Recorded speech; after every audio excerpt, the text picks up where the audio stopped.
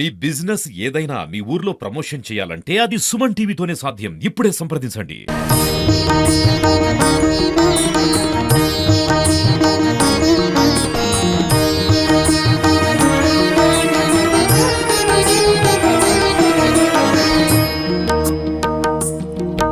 నమస్తే, welcome to Suman TV. మనం ప్రస్తుతం రెండవ వెములవాడగా పిలుచుకునేటటువంటి స్వయంభూ రాజరాజేశ్వర స్వామి దేవస్థానం పొట్లపల్లి శైవ క్షేత్రంలో అయితే ఉన్నాము. ఇక్కడ శివరాత్రి వేడుకలకైతే ఏర్పాట్లు అయితే కొనసాగుతున్నాయి. ఇక్కడ దాదాపుగా ఈ జాతర కొన్నేళ్లుగా కూడా ఎంతో అంగరంగ వైభవంగా కూడా ఇక్కడ ప్రతి శివరాత్రికి కూడా కొనసాగుతుంటుంది. ఇక్కడ ఆ, శివలింగం ఒక స్వయంభూగా వెలిసినటువంటి శివలింగం ఎంతో ప్రాముఖ్యత కలిగినటువంటి యొక్క దేవస్థానం ఇది. ఇక అంటే ఒక కుమ్మరి వాళ్ళ ఇంట్లో కూడా ఇది ఇల్లు తవ్వుతున్న క్రమంలో కూడా ఇది ఒక శివలింగం అనేది బయటపడింది. అంటే ప్రతి శివరాత్రికి కూడా అంగరంగ వైభవంగా కూడా ఇక్కడ జాతర అనేది కొనసాగుతుంది. అంటే మనము చూడొచ్చు, ఇక్కడ ఎలాంటి భక్తులకు ఎలాంటి ఇబ్బంది కలగకుండా కూడా చలవ పందిర్లు కానీ క్యూ లైన్లు కానీ అయితే ఏర్పాటు చేస్తున్నారు. ఇంకా మనం లోపలికి వెళ్ళి ఎలాంటి ఏర్పాట్లు చేస్తున్నారు, జాతరకు ఎక్కడెక్కడి నుంచి ఇక్కడికి జనాలు వస్తారనేది మాత్రం తెలుసుకునే ప్రయత్నం అయితే చేద్దాం. చూసుకోవచ్చు, మనం పూర్తి స్థాయిలో కూడా ఏర్పాట్లు అనేవి కూడా జరుగుతున్నాయి. అంటే 26వ తారీఖున శివరాత్రి ఉన్నందున ఇక్కడ క్యూ లైన్లను కూడా భక్తులకు ఎలాంటి ఇబ్బంది కలగకుండా కూడా క్యూ లైన్లను ఇక్కడ వీళ్ళు ఏర్పాటు అయితే చేయడం జరుగుతుంది. చూడొచ్చు, మీద కూడా అంటే టెంట్లు అంటే చలవ పందిర్లు కూడా వాళ్ళు ఇక్కడ ఏర్పాటు అయితే చేయడం జరుగుతుంది. వచ్చే భక్తులకు ఎలాంటి ఇబ్బందులు కూడా కలగకుండా వాళ్ళు ఇక్కడ పూర్తి స్థాయిలో కూడా పోలీస్ అధికారులు కానీ ఇక్కడ ఆలయానికి సంబంధించిన అధికారులు కానీ ఏర్పాట్లు అయితే పూర్తి స్థాయిలో అయితే నిర్వహించడం అయితే జరుగుతుంది. అంటే బార్గేట్లను కూడా ఏర్పాటు చేసి ఎవరికి ఎక్కడ కూడా ఇబ్బంది, వచ్చే భక్తులకు కూడా ఎక్కడ ఇబ్బంది కలగకుండా కూడా వారు చూసుకుంటున్నారు. అంటే ఇప్పటికి కూడా భక్తుల తాకిడి అయితే మాత్రము మొదలైందని చెప్పుకోవచ్చు. అంటే ఎప్పటికి కూడా అది ప్రతి సోమవారం కూడా ఇక్కడ నిత్య పూజలు జరుగుతూనే ఉంటాయి. చూడొచ్చు, ఇప్పటికి కూడా భక్తులు అక్కడ చాలా మంది ఉన్నారు. ఇంకా ఆలయ అర్చకులు కూడా ఇక్కడ ఉన్నారు. అడిగి తెలుసుకున్నట్టు ఎక్కడెక్కడి నుంచి భక్తులు వస్తారు, ఈ ఆలయం యొక్క ప్రత్యేకత ఏంటి అనేది కూడా మనము అడిగి తెలుసుకునే ప్రయత్నం అయితే చేద్దాము. అంటే చెప్పండి, ఇక్కడ ఆలయం యొక్క ప్రత్యేకత ఏంటి, ఆలయము ఎప్పుడు ఇక్కడ ప్రారంభించబడింది? ఓంకార మంత్ర సంయుక్తం నిత్యం ధ్యాయంతు యోగినః కామదం మోక్షదం తస్మై ఓంకారాయ నమో నమః. స్వయంభు రాజేశ్వర స్వామి దయం పుట్లపల్లి. ఈ స్వయంభు రాజేశ్వర స్వామి భక్తులకు కోరినటువంటి కోరికలు తీర్చేటువంటి ఆ యొక్క దేవుడికి వెలిసి, ఈ స్వయంభు రాజేశ్వర స్వామి వెలిసి 28 సంవత్సరాలు అవుతుంది.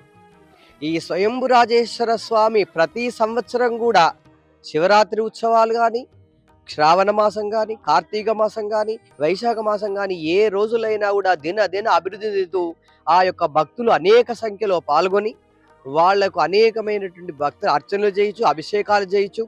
వాళ్ళ యొక్క మనసు సంతృప్తిగా, ఆత్మశాంతిగా వాళ్ళు ఉంటున్నారు. అయితే ఈ యొక్క స్వయంభు రాజేశ్వర విశిష్టత ఏంటిది అంటే, ఈ వెలిసినటువంటి స్వయంభు రాజేశ్వర స్వామికి బ్రహ్మసూత్రం ఉన్నది. బ్రహ్మసూత్రం ఉండటం వల్ల ఆ యొక్క స్వామికి ఒకసారి కనుక మనము పూజ చేసినట్టయితే 1,00,000 సార్లు మనము పూజ చేసినటువంటి ఫలితం కలుగుతుంది. ఓం నమశివాయ అని ఒక్కసారి కనుక అన్నట్టయితే 1,00,000 సార్లు మన యొక్క ఫలితం కలుగుతుంది. ఈ యొక్క స్వయంభు రాజేశ్వర స్వామి దేవాలయంలో మహాశివరాత్రి ఉత్సవాలు ఘనంగా జరుగుతున్నవి. 25, 26, 27. 25 తారీఖు నాడు గణపతి పూజ, పుణ్యావాచనం, ఆ యొక్క మహన్యాస రుద్రాభిషేకముతో మొదలై తర్వాత తీర్థప్రసాదములు వినియోగం జరుగును. 26 నాడు ఉదయం 5 గంటల నుండి రుద్రాభిషేకములు కంటిన్యూగా రాత్రి 12 గంటల వరకు కూడా లింగోద్భవ కాలం వరకు కూడా అభిషేకాలు జరుగుతూనే ఉంటాయి. ఆ తర్వాత లింగోద్భవ స్వామి ఆ టైంలో ఏకాశి రుద్రాభిషేకం చేయబడను. భక్తులందరూ కూడా ఈ యొక్క వినియోగించుకొని, ఈ యొక్క సద్వినియోగించుకొని ఈ యొక్క దేవుని కృపకు పాత్రులు కాగలరని కోరుచున్నాము. మరియు కూడా ఈ యొక్క దేవస్థానంలో అన్ని విధముల సదుపాయాలు జరుగుతున్నవి. 2 లక్షల మంది దాకా వస్తారని అంచనా ఉన్నది. ఇబ్బందులు లేకుండా వాళ్ళందరూ కూడా మంచిగా జరుగుతుందని మేము కోరుకుంటున్నాం.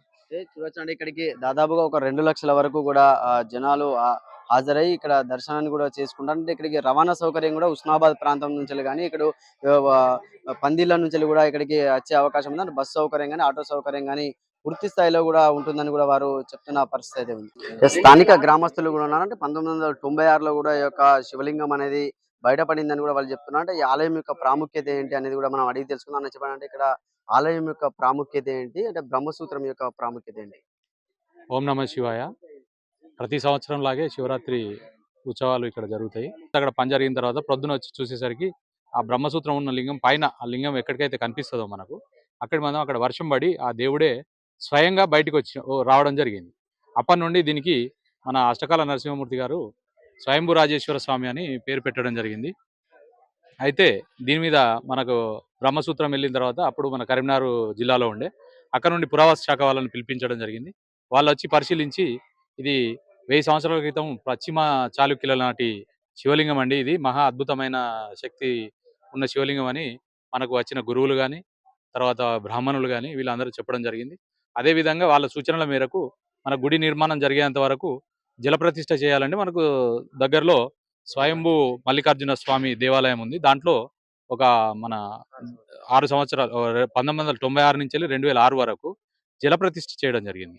జలప్రతిష్ఠ అంటే మనం ఇప్పుడు ఇంట్లో ఉన్న హౌస్ లాగా పెద్ద కట్టేసి దానిలో నిత్యం నీటిలో ఉండేటట్టు దాన్ని ఏర్పాట్లు చేసి గ్రామస్తులే స్వయంగా అన్ని ఏర్పాట్లు చేసి అక్కడనే మనకు 96లో వెళ్తే 96 నుండి ఇప్పటి వరకు ప్రతి శివరాత్రికి దినదిన అభివృద్ధి చెందుతూ చుట్టుపక్కల గ్రామాల వల్ల రావడం, తర్వాత ఈ పత్రిక మీడియా ద్వారా ఇది మనకు తెలంగాణ వ్యాప్తంగా వ్యాప్తి చెందడం జరిగింది.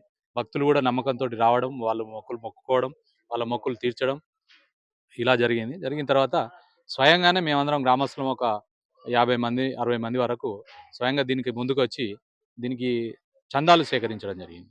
అంటే దీనికి గుడి కట్టుకోవాలంటే తగిన స్థలం కావాలి, దానికి తగ్గట్టు డబ్బులు కూడా కావాల్సి ఉంటుంది. కాబట్టి ఇక్కడ ఉన్న గ్రామస్తులే కొందరు గ్రామస్తులు వాళ్ళకు ఉన్న భూమిని ఇక్కడ మనకు గుడికి ఇవ్వడం జరిగింది ఫ్రీగానే. వాళ్ళు ఏం చేసిందంటే మనకు దేవాలయం వెళ్ళిందని రేణుకా నది ఒడ్డున ఈ దేవస్థానానికి ఇంత అయితే సరిపోతుందని ఒక 3 ఎకరాల భూమికి దీనికి కేటాయించి స్వయంగా గ్రామస్తులందరూ కేటాయించి స్వచ్ఛందంగా ఇవ్వడం జరిగింది.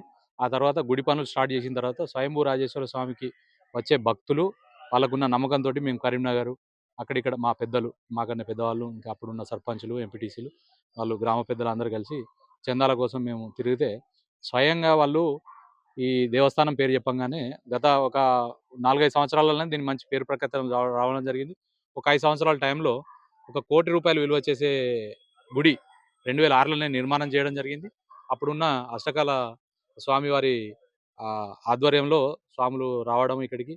ఇక్కడ మన ఇప్పుడున్న మంత్రి గారు కూడా గత 15 సంవత్సరాల క్రితమే ఇక్కడ దీని ప్రాశస్త్యం తెలుసుకొని 24 గంటల కరెంటు అప్పుడే శాంక్షన్ చేయడం జరిగింది. అప్పటి నుండి ఇప్పటి వరకు రోడ్లు కూడా అభివృద్ధి జరుగుతున్నాయి. ఇప్పుడు మళ్ళీ మంత్రి గారు ఇప్పుడు ప్రత్యేక చొరవ తీసుకొని ట్రాఫిక్ ఇబ్బందులు అవుతున్నాయి కాబట్టి డబుల్ రోడ్డు నిర్మాణం ఈ శివరాత్రి లోపే అందాలని అధికారులను కూడా పురమాయించడం జరుగుతుంది. 4 కోట్లు కేటాయించి ఆ రోడ్డు కూడా పూర్తి కావస్తుంది. రేపటి వరకు రోడ్డు కూడా మనకు అందుబాటులో ఉంటుంది. ఇక్కడ మిగతా కార్యక్రమాలు ఏదైతే ఉంటాయో అవన్నీ ఎప్పుడు రెగ్యులర్గా జరిగేటివే.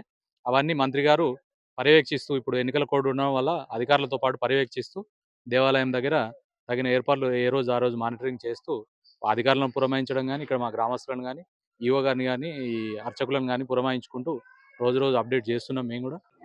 సో చూడొచ్చండి, ఇక్కడికి కూడా అంటే చాలా సుదూర ప్రాంతాల నుంచి కూడా భక్తులు వస్తున్నారు. పూర్తి స్థాయిలో కూడా ఏర్పాట్లు చేయడం అయితే జరిగింది. దినదిన అభివృద్ధి కూడా పుట్టపల్లి దేవస్థానం అనేది జరుగుతుందని కూడా ఇక్కడ స్థానికులు అయితే చెప్తున్న పరిస్థితి అయితే ఉంది. కెమెరామెన్ జగదీష్తో సతీష్, సుమన్ టీవీ, సిద్దిపేట.